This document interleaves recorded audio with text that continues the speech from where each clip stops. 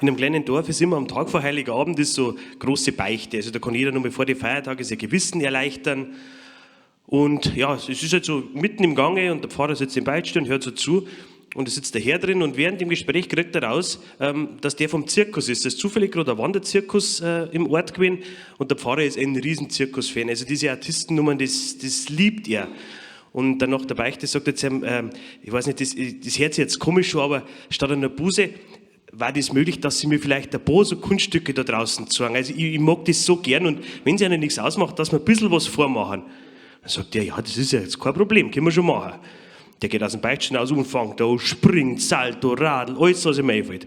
In dem Moment geht die Frau Huber rein und möchte dann auch beichten. Dann schaut sie so zu, rumpelt bei der Kirche wieder raus.